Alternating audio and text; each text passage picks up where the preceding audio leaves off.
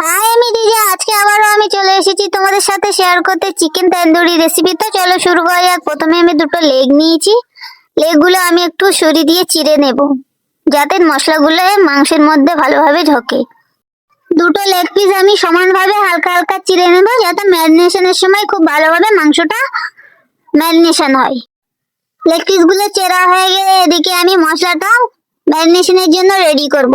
একটা বল নিয়ে 2 চা চামচ টক দই, লঙ্কা গুঁড়ো, হলুদ গুঁড়া, আদা বাটা, রসুন বাটা, কাঁচা লঙ্কা বাটা, জিরা গুঁড়া, ধনিয়া গুঁড়া, সাথে দেবো টমেটো সস 1 চা চামচ দিয়ে খুব ভালো করে মিক্স করব। আর রঙের জন্য আমি দিয়ে দেবো কাশ্মীরি লঙ্কা, সাথে দিয়ে দেবো লবণ দিয়ে কিছুক্ষণের জন্য ভালো করে মিক্স করে নিয়ে তার মধ্যে আমি দিয়ে দেবো দুটো লেগ দিয়ে খুব ভালোভাবে ম্যারিনেশন করব। ম্যারিনেশনটা ধরে ধরে একটু করতে হবে। যেগুলো আমি চেড়েছি মাংসের গায়ে, মশলাগুলো নিয়ে সেই চেরার মধ্যে খুব ভালোভাবে ঢুকে ঢুকে দিয়ে ম্যারিনেশনটা করতে হবে। ম্যারিনেশন করে আমি রেখে দেবো 1 ঘন্টার জন্য। 1 ঘন্টার পরে আবার আমি ফিরে এলাম। কড়াই আমি বসিয়ে দেবো গ্যাসের উপর, দিয়ে আমি খাঁটি সর্ষে তেল বা মাস্টার অয়েল দিতে পারো, আমি এখানে মাস্টার অয়েল ইউজ করছি। আচ্ছা, তেল গরম হয়ে গেলে তার মধ্যে আমি লেগ পিস দুটো দিয়ে দেবো। আর পুরো রান্নাটা মিডিয়াম টু লো ফ্লেমে হবে, যেহেতু চিকেনটা খুব ভালোভাবে একটু সিদ্ধ হতে হবে, সেই কারণে মিডিয়াম টু লো ফ্লেমে দিয়ে আমি রান্নাটা করব।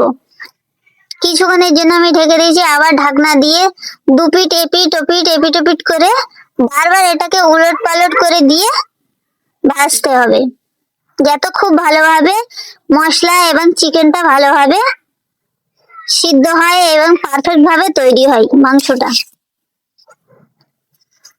মাংসটা প্রায় হাফের বেশি 80% মতো হয়ে এসেছে।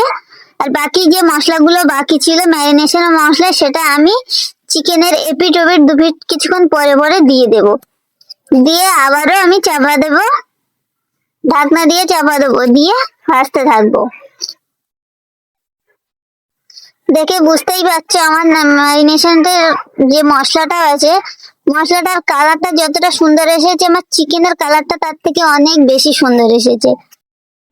এভাবে কিছুক্ষণ পরে পরে একটু একটু করে উলট পালট করে করে উল্টে উল্টে দিতে হবে, যাতে মশলাটাও সুন্দরভাবে হয়। মশলাটা নিজের মশলাটা যেন পুড়ে না যায় আর চিকেনের গায়ে খুব ভালোভাবে মিশে যায়।